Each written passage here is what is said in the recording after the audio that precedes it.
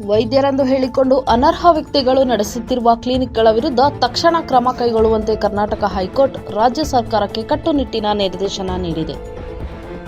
ಪ್ರಕರಣದ ಅಧ್ಯಕ್ಷತೆ ವಹಿಸಿದ್ದ ನ್ಯಾಯಮೂರ್ತಿ ಎಂ. ನಾಗಪ್ರಸನ್ನ ಅವರು ಇಂತಹ ಚಿಕಿತ್ಸಾಲಯಗಳ ಅನಿಯಂತ್ರಿತ ಪ್ರಸರಣವನ್ನು, ವಿಶೇಷವಾಗಿ ಗ್ರಾಮೀಣ ಪ್ರದೇಶಗಳಲ್ಲಿ ಅವು ಸಾರ್ವಜನಿಕ ಆರೋಗ್ಯಕ್ಕೆ ಗಂಭೀರ ಅಪಾಯವನ್ನುಂಟು ಮಾಡುತ್ತವೆ ಎಂದು ಟೀಕಿಸಿದರು. ವೈದ್ಯರ ವೇಷ ಧರಿಸಿದ ಈ ಕಳ್ಳರು ದೂರದ ಪ್ರದೇಶಗಳಲ್ಲಿ ಕ್ಲಿನಿಕ್ಗಳನ್ನು ನಡೆಸುವ ಮೂಲಕ ತಮ್ಮ ರೋಗಿಗಳನ್ನು ಮೋಸಗೊಳಿಸುವ ಮೂಲಕ ಮುಗ್ಧ ಗ್ರಾಮೀಣ ಜೀವನವನ್ನು ಅಪಾಯಕ್ಕೆ ಸಿಲುಕಿಸುತ್ತಿದ್ದಾರೆ ಎಂದು ನ್ಯಾಯಾಲಯ ಅಭಿಪ್ರಾಯಪಟ್ಟಿದೆ.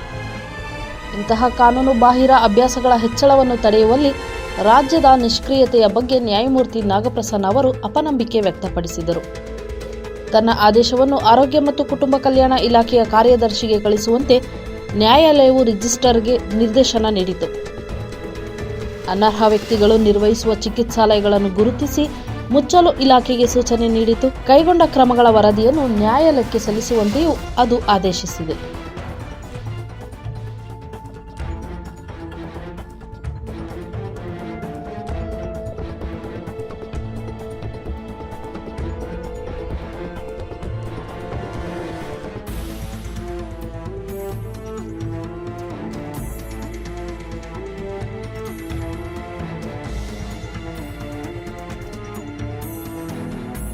ಮೆಂಡು ನ್ಯೂಸ್ ನೆಟ್ವರ್ಕ್, ಸತ್ಯದ ಕನ್ನಡಿ.